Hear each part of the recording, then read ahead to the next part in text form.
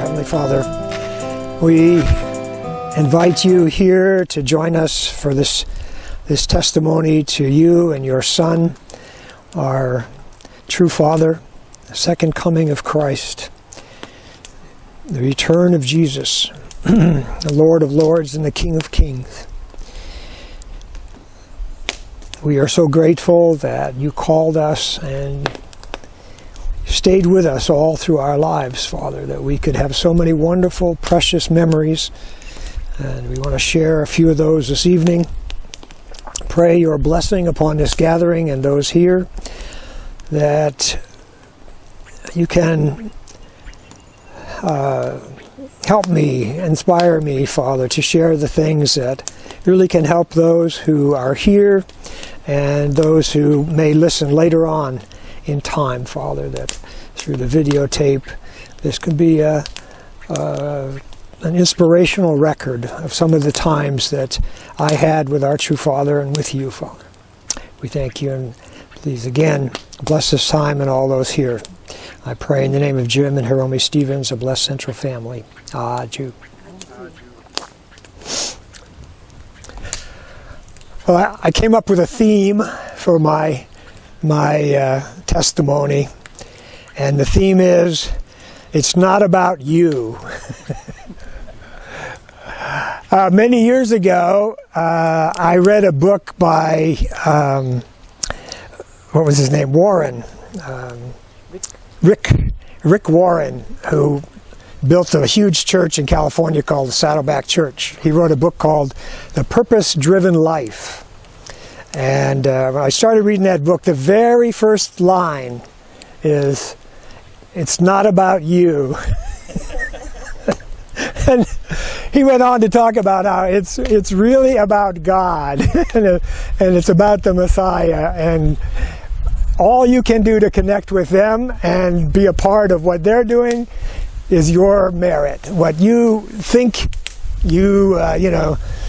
all the advertising today is, you deserve it. Go get what you deserve. And it's not about that at all. So I have many times wanted to deflect any kind of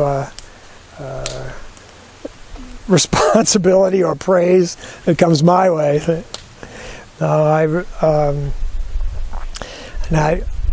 I kind of think that's one of the reasons I made it to where I am right now.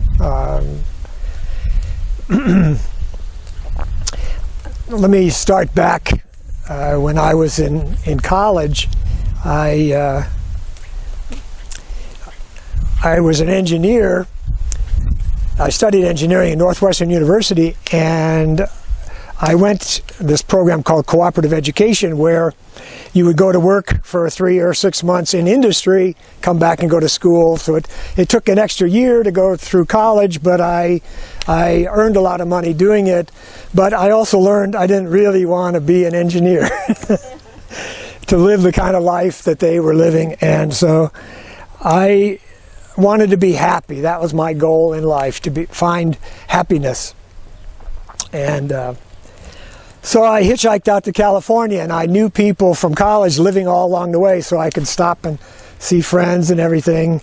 And I had a couple of friends in summer school at the University of Berkeley. So I decided I would go see them, and I distinctly remember sitting on the bus riding from, I guess it was from San Francisco over to Berkeley, and sitting on the bus, I said, I don't know what stop to get off at.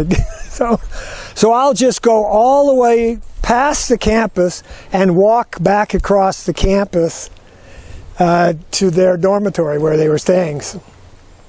And lo and behold, there on Sproul Plaza was Poppy Ritchie. And I had a beard and a backpack. I remember from the corner of my eye seeing her come at me.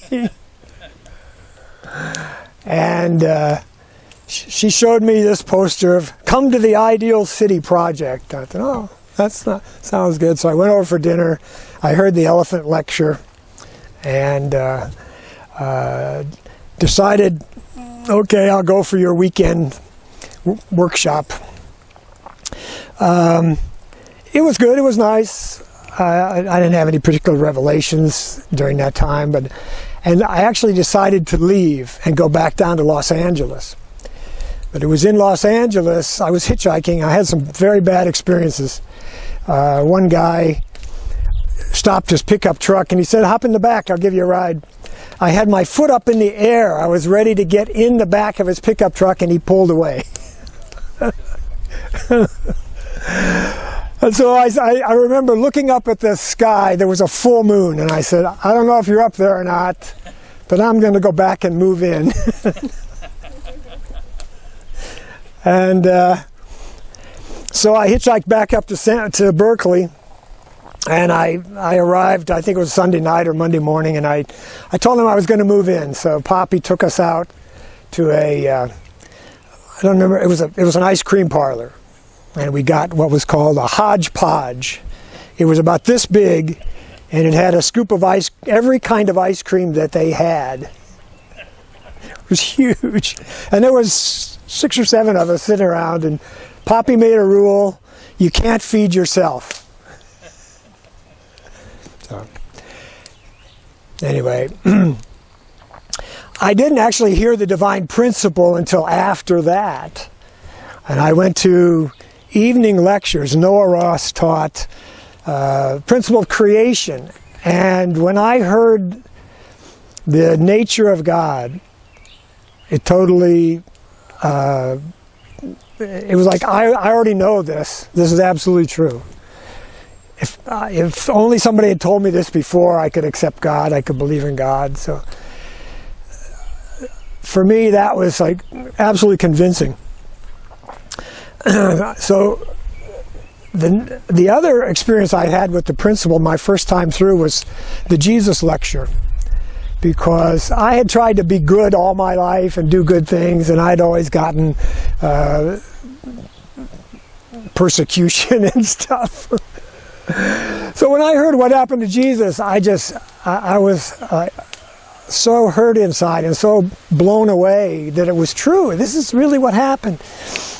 And everybody was having dinner and having a good time. I couldn't eat my dinner. I was like, so I didn't have any trouble with the principle. It just all was true for me. It was something like, I already knew this. And then after the conclusion, my thought was, well, if this guy's in Korea, let's go find him. So, right. And then I was in the brother's bedroom, and one of the guys who was a guest or something, "I just can't believe Reverend Moon's the Messiah." And there was a picture of Father there on the dresser. I go, "Oh, we already found him." Great. So, it can go on and on. A lot of stories. I went out after about 5 months. I was asked to go on a One World Crusade team, IOWC team. So I went to Colorado, and I fundraised and did all kinds of things around Colorado, Texas, New Mexico, and then went to the Madison Square Garden campaign. So I joined in '73. This was '74 in September. We were staying in some hotel, I don't know, 14th floor, 20th floor, some old rickety hotel. And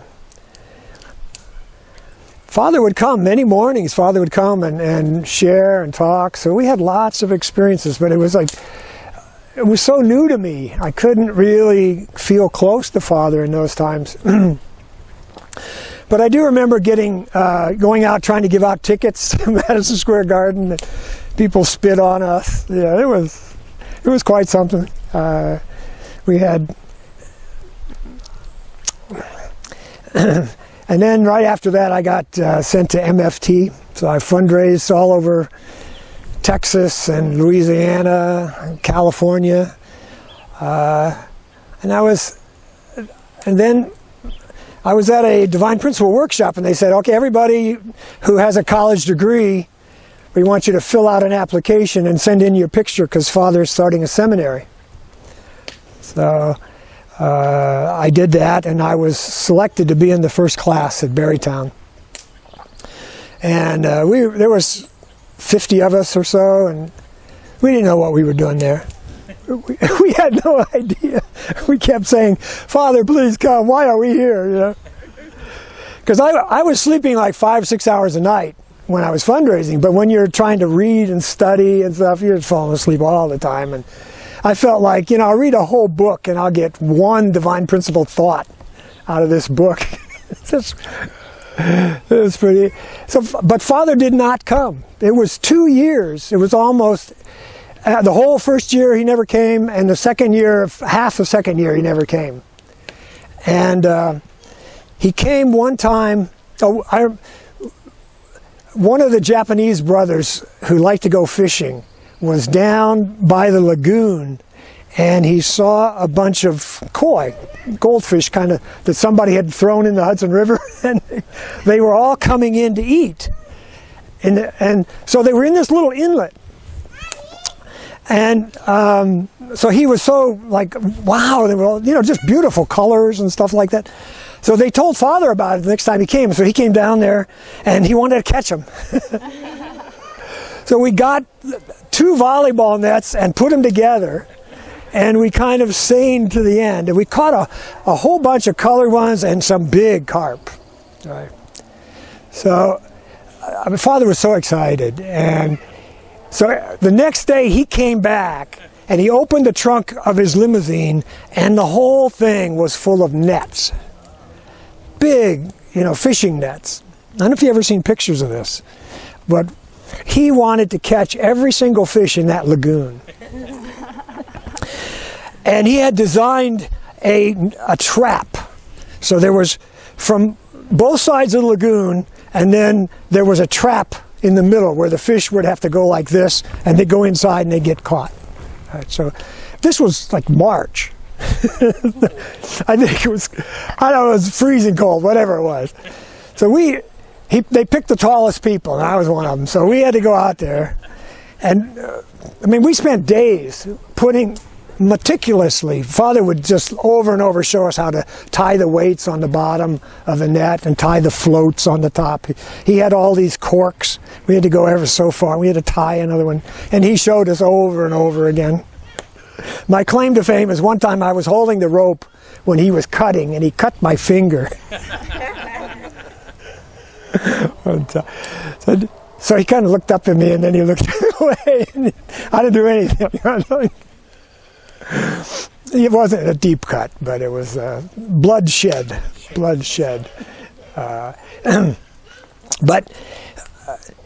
So we were out there. Our job was to be on each corner of this trap that he had created, and stake it in the ground with these wings, so that all the fish, they couldn't get out anywhere, so they would end up going in the trap and getting caught.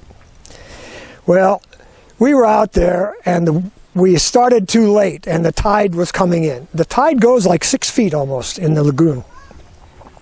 So after a while, we're treading water and trying to get this. Oh, it was cold. It was cold. There was one time, there was a bonfire as tall as me, and they gave me a cup of hot chocolate. I spilled the whole thing. We were so cold. But that time, we were in the water a long time because we had to try and get those stakes down, and we could not get it all down. I couldn't get mine in. Father was going around in a boat with Gerhard and Matsuzaki, and I reported that I didn't get my stake in. And Father screamed at me in English, "Why did you do that?" Believe me, I felt like I had messed up the providence forever. When Father yells at you, it's like all of heaven and earth is coming down on your head. But at the same time, I felt, he loves me so much. It was like an amazing feeling. And it actually, all the fish escaped. They didn't, because there was a big stump. And turned out, when the tide went down, we found that there was a stump, and they all got out, right? The net was on top of one of the stumps. So So Father changed his strategy after that. Because there was a train track, there was a river, then there's a train track that went there, and then the lagoon. And the water would come under there were 3 bridges. The water would come under the bridges and fill up the lagoon. All the fish would come in to feed, right? Then when the water starts going down, all the fish would leave. So Father said, okay, when at low tide, we'll go around and we'll put all the stakes in, and then at high tide, we'll go around and put the net on all of the stakes. So we completely encircle the bridges, so no fish in the lagoon can get out. They're all trapped by that. And that worked. Hundreds, maybe thousands of fish we caught. And there's pictures of people just wallowing around in the mud and catching these huge carp and stuff like that. They're just crawling in. It's very, very muddy. You'd sink this deep in the mud. It was just...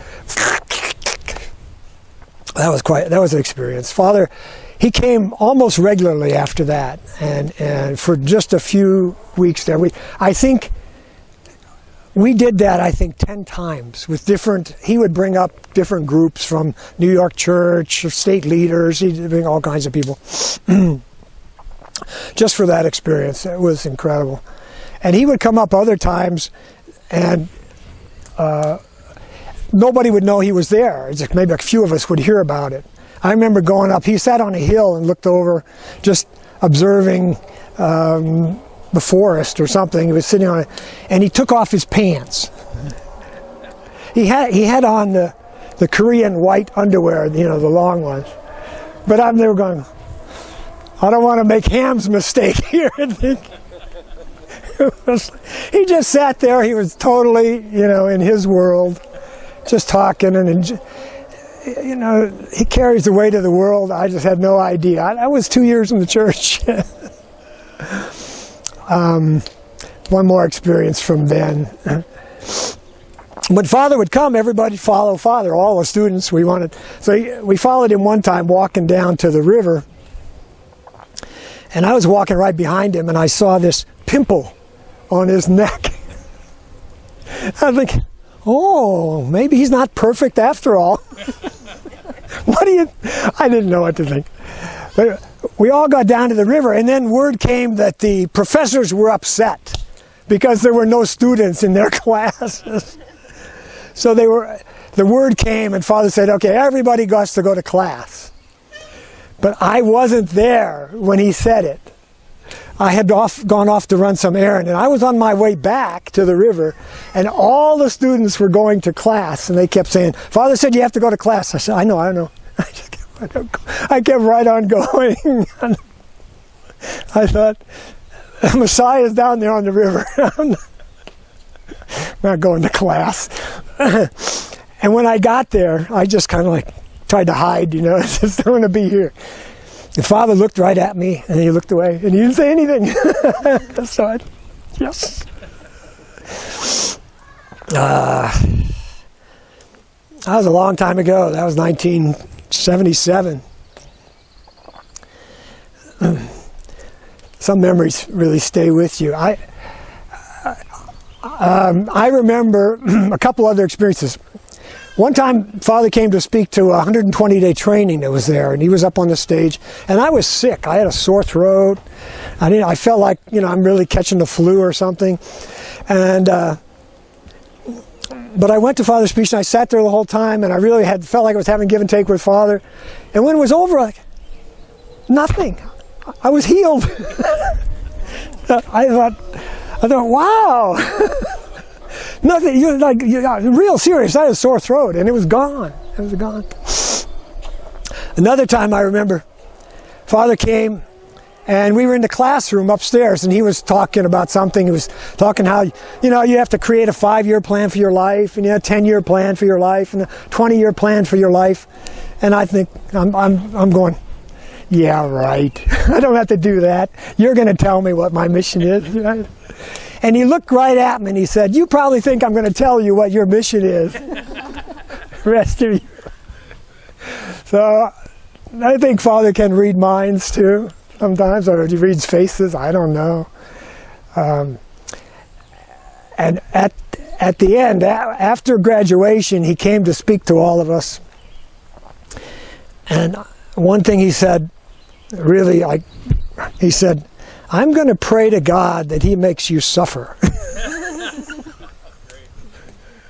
He was sending all of us to MFT.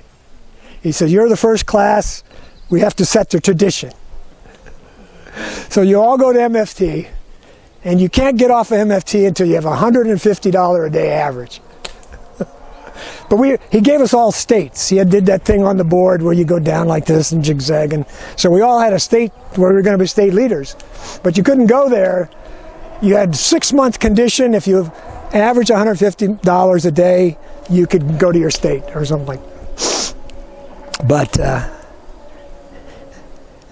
I think some suffered more than others. I didn't suffer. I had experience on MFT, so I knew what it was like. So I was a state leader in Kansas. And Kansas had quite a history as a state. During the Civil War, Kansas was divided. It was called Bleeding Kansas. So half was north and half belonged to the south. I really experienced that in the spiritual world in Kansas. It was really something. We used to go to see Father about once a month. He would call us in and have a state leaders meeting. And he would tell us all kinds of things. A really good friend of mine from the seminary was Bento Leal, if you know him. So he and I always used to sit together and try and be in the front row, right in front of Father. So there was one time in Belvedere, the library, and Father was going on and on about how you have to do things in life that are memorable experiences. So don't just live a uneventful life. Do things, exciting things, so you have a good movie in the end. And he was sitting in a chair, and Bento and I were sitting right in front of him. We were sitting so close that when Father got excited and spit came out of his mouth, it landed on our notebooks or it landed on us. You know? So we'd circle the spit and we'd write it in our notebook. But as he was talking about that, he came over and he grabbed our heads and he slammed them together. So like suddenly, I was like looking up and bam, I got... And when they say see stars, it was these little these things that were moving around, and he sat back down. He says, "There's an experience you will remember for the rest of your life." He was incredible. Of course, we had lots of experiences as state leaders.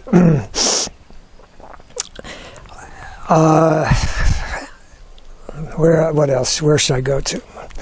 I did so many things. After that, I went to a 120-day training. And then I was in the education department. I became staff for the Youth Seminar on World Religions, if you know what that is. I went around the world twice with we had 120 young people, 20 to 30 years old, from all the different religions of the world. It was an amazingly deep experience. We'd start out at Berrytown, and then we went to Israel, we went to Rome, we went to Istanbul, we studied in India, Nepal, China. We went to China. We got to go to Beijing, we got to go to all these places, and it was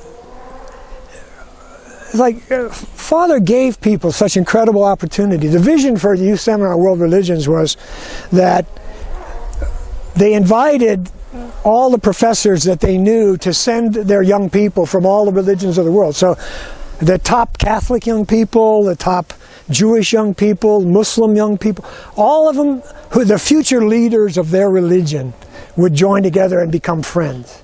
So in the future, they would know each other and we could create peace on earth. It was like incredible vision Father had. And it was so many tears were shed when that trip was over each year. It was just amazing. it morphed into, what was it called after that? After 4 years, they realized that people were doing a tour more than they were actually getting to know each other, because they weren't working side by side with each other. So they changed it into projects where the same kind of group would get together, but they would work in a building houses or something for communities. Yeah, a religious youth service. That's right. That's what that became. And from there, I was picked up to be the director of the ICC conferences, where Father was in Danbury, and Father had this, I don't know if it was a revelation, but the story that came was that just like Elijah, when Elijah went and hid in a cave and complained to God that there's nobody that is faithful, and God said there are 7,000 people, faithful people out there. So Father, we're going to bring 7,000 ministers to Korea to study the divine principle, Korea and Japan. And so it seemed like every other week I was flying back and forth to Japan, Korea, America, Korea, America. I think I counted 43 times I made that trip.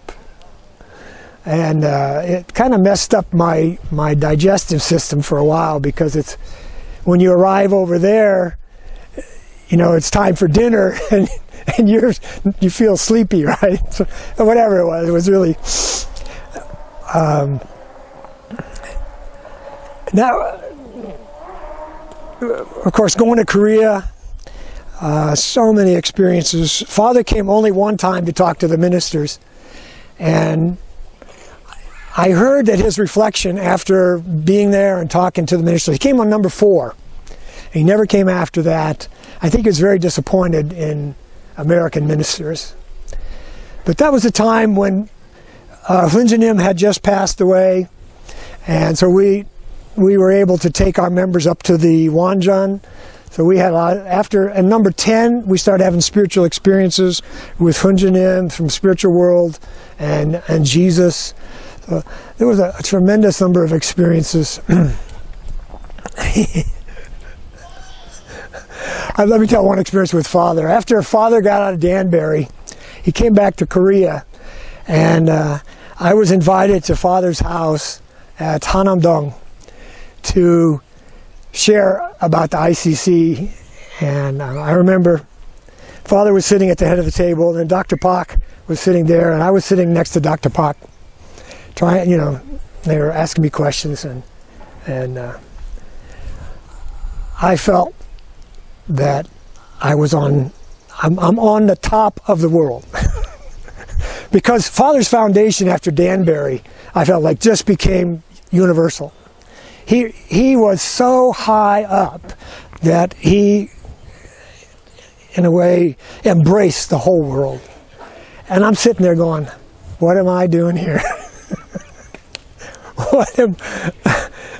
He told me, after a while, he said, you have to shake up Christianity.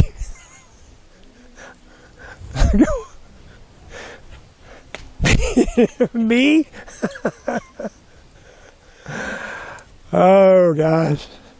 I don't know how much we shook up Christianity there.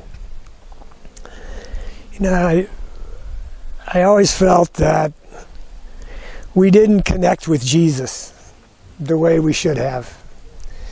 If we had really connected to Jesus like the second king is doing, all this would be entirely different. That was, I don't know, it was a mistake, or it was just the people just didn't know how to do it, or what all happened. There were many, those who came who had a Christian testimony, who Jesus led to our movement. And if if we had really built on that, so much more, I feel, the spiritual world could have been mobilized.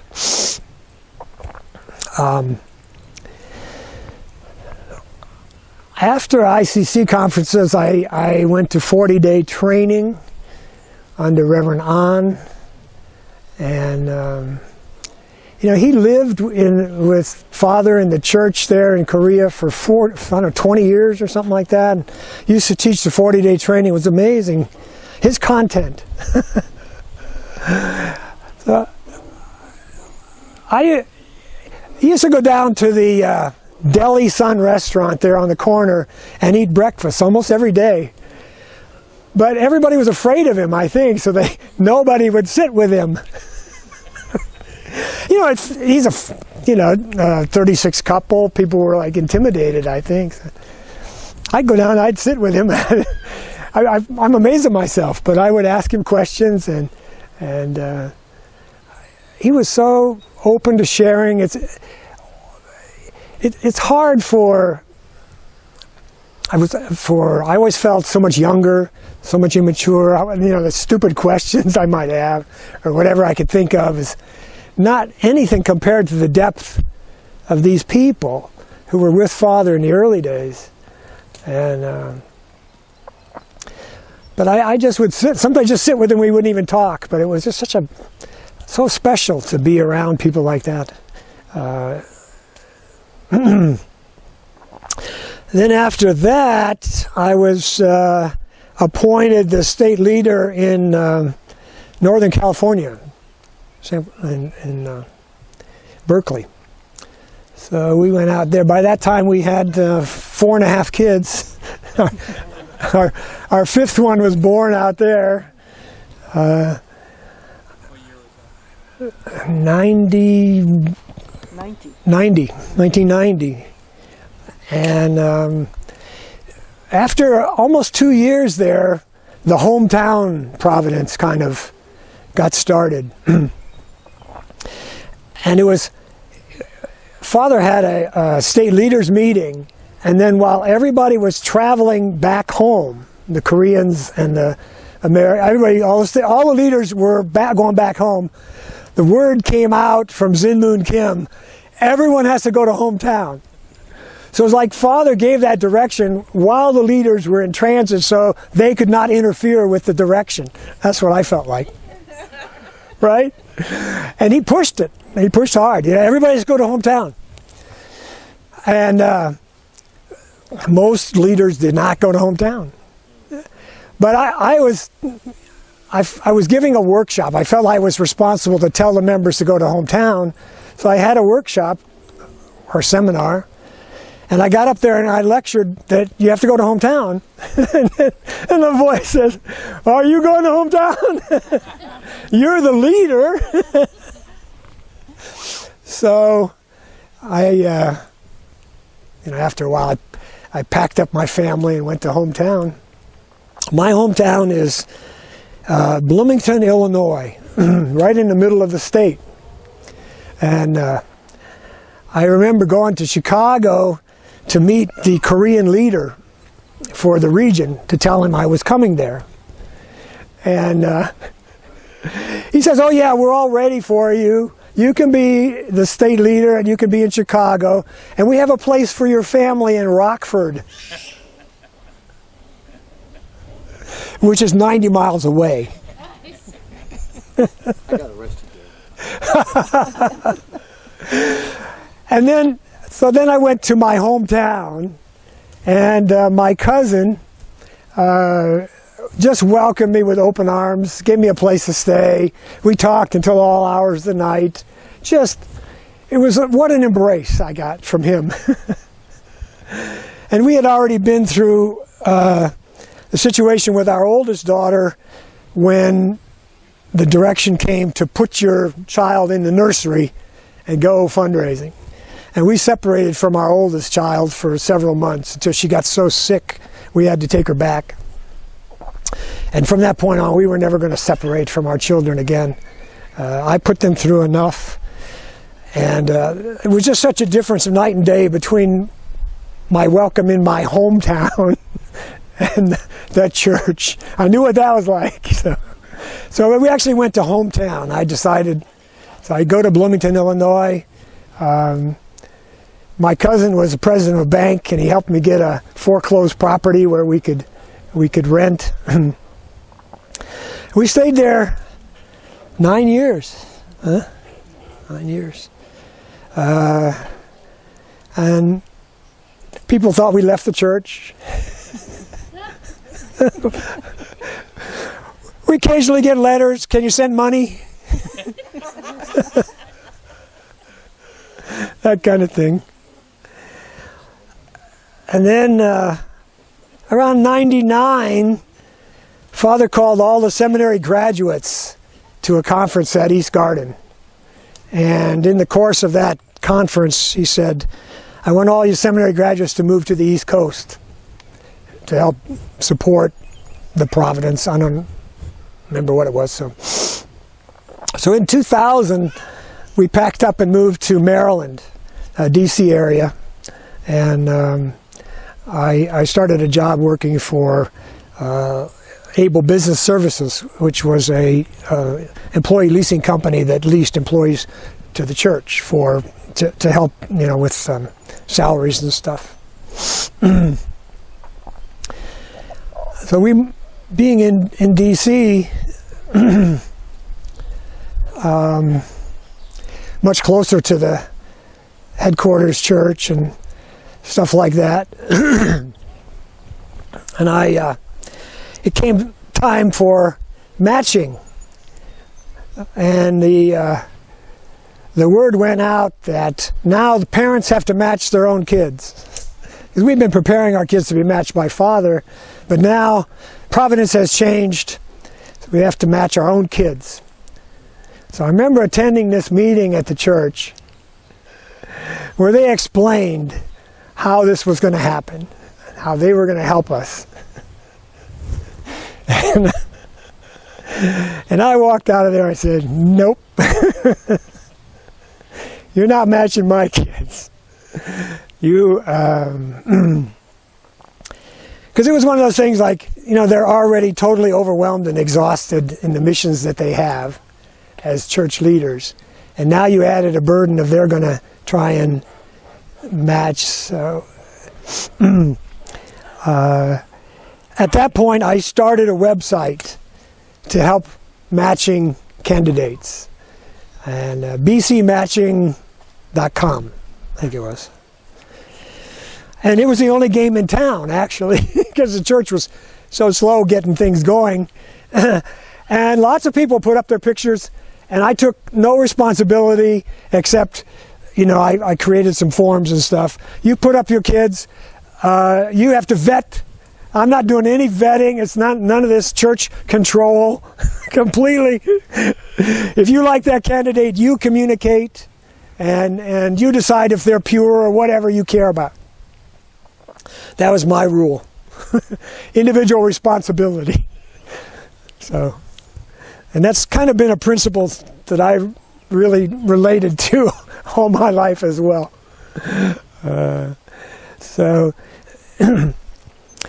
That, in the end, I believe that around 20 matches took place through my website. And there were many spiritual experiences people had. There was one couple that sent an email to another couple, and it never got there, but this couple had sent an email back to them. Interesting. And they thought they were responding to their email, but they weren't. So many. I mean, people had spiritual experiences looking at pictures on that website. But then I caught the attention of the Continental director from that. And I admit my attitude in creating the website was somewhat of a Cain attitude because I didn't want the church involved, really. And Father had even said, I think this is parents' responsibility. The church should not be doing matchings. Right? But there were Koreans always trying, I'm sure Japanese, people were trying to do matchings for other people.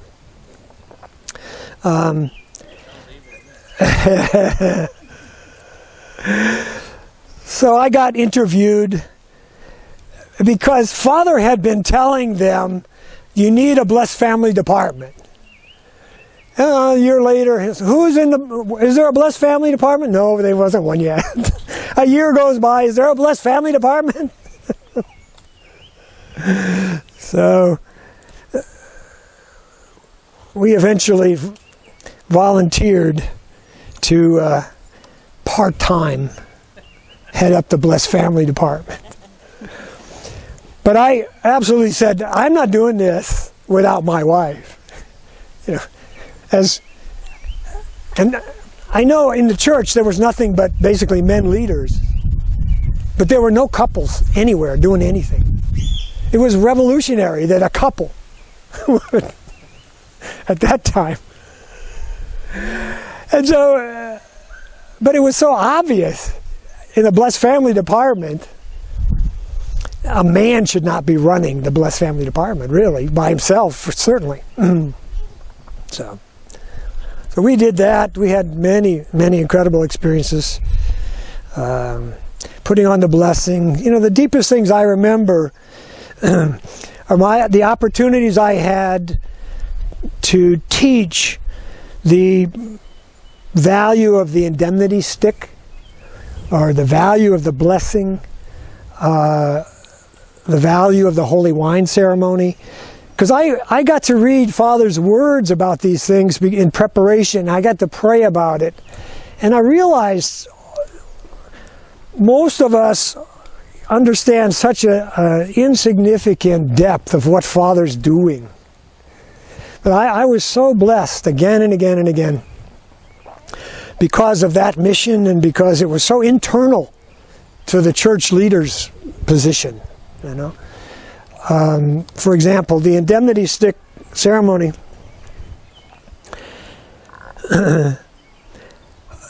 is so valuable. It's not for us. We're not beating each other for our own benefit. Well, who wins? What is this for anyway?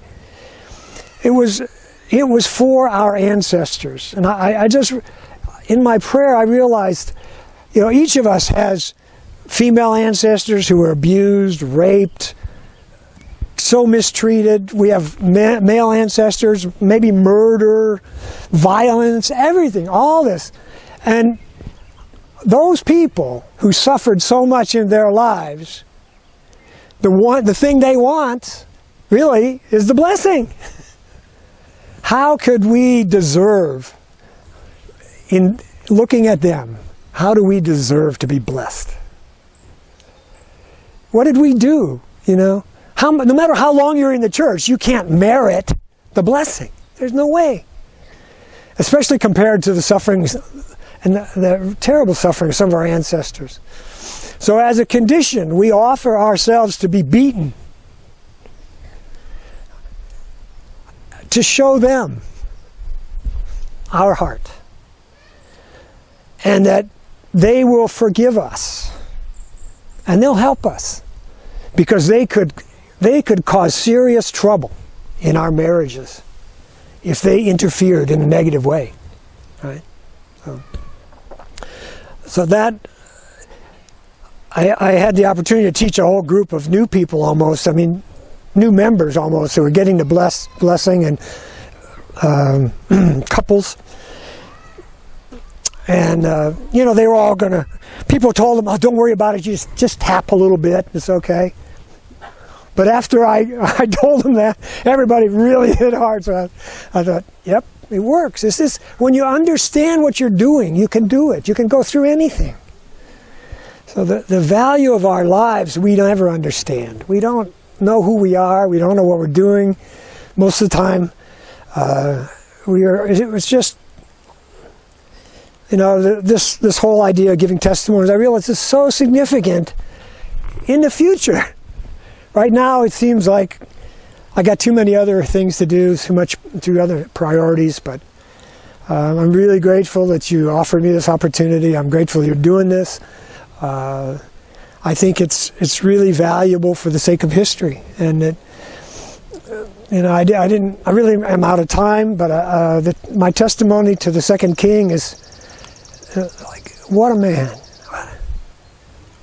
To take on Father's job, and he's just like, you can see him almost every day growing into Father's image. Father's spirit, Father's nature is here with us still. And it is so few of us. We're bozos, but we're here.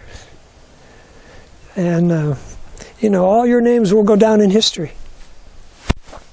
So thank you for coming. Thank you for letting me share. Let me say a prayer.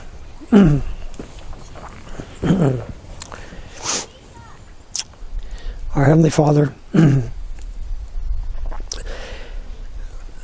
we cannot thank you enough. All we can do is continue to offer every moment of our lives as best we can to you, to our true Father, to Jesus, to our second King, that we have such precious moments here on earth, that there's nothing that we could do more valuable than to offer ourselves for your providence and to save this world. We know that you love us so much beyond what we can even understand. Your grace on us is unbelievable. So much. We wish there were so many more here, and that so many could have understood better about the second King and about it, what true Father really was like on this earth. Heavenly Father, guide each of us as we go from here. And we can become better and better and better at supporting the second King and helping others to come through making the gate wider and wider, Father, for the coming of your kingdom on this earth. Thank you again. I pray in the name of Jim and Hiromi Stevens, the Blessed Central family. Jim. Thank you, guys.